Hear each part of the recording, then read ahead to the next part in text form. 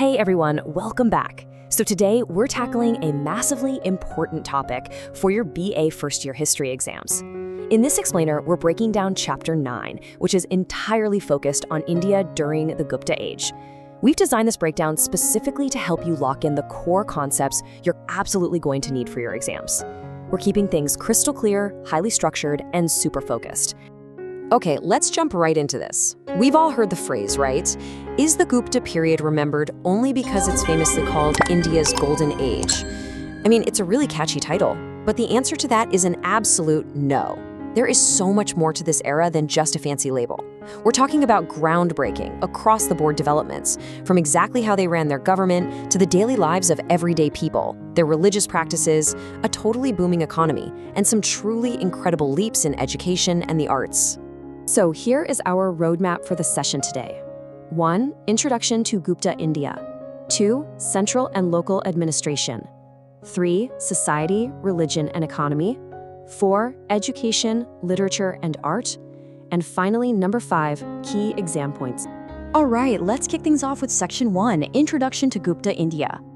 Moving right along to Section 2, Central and Local Administration. You know, it's really easy to just picture a king sitting on a throne, ruling everything with absolute control from a single room, right? But the historical reality was actually highly organized. The central administration, which was led by the king, was the absolute core. They were directly responsible for maintaining justice and security across the entire realm. But, and this brilliantly illustrates how smart they were, local administration was just as vital. The empire was systematically divided up into much smaller administrative units, and these were managed by dedicated local officials. So it created this highly structured, decentralized system that essentially kept this massive empire running completely smoothly. Now, while kings and local officials are obviously important for your exams, any true historical analysis requires us to step away from the palaces and the administration buildings for a minute. We have to ask, what was everyday life actually like for the common people just walking the streets of the Gupta Empire?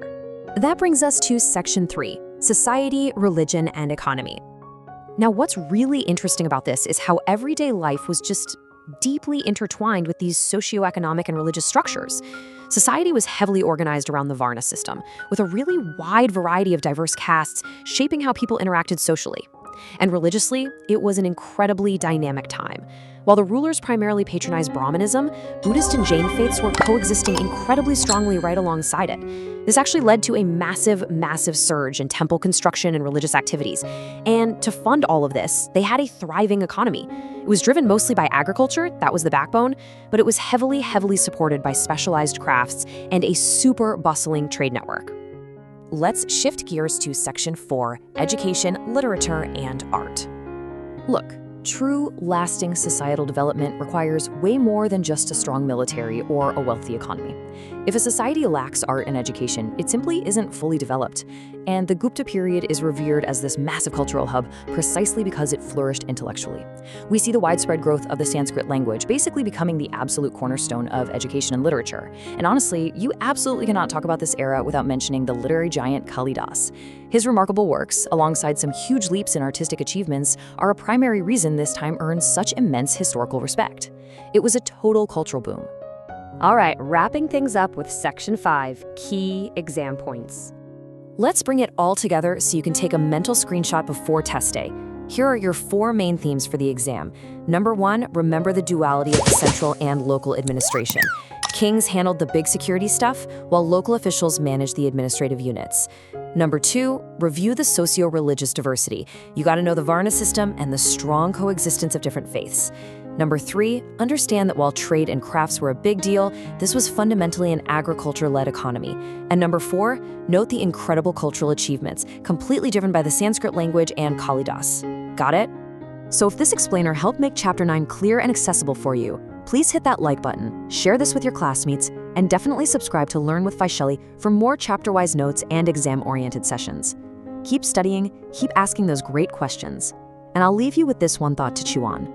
If the true greatness of a historical era is measured not just by its wealth, but by the strength of its local communities and the beauty of its literature, how will future historians measure our current age? Really makes you think, doesn't it? All right, I'll see you all in the next chapter.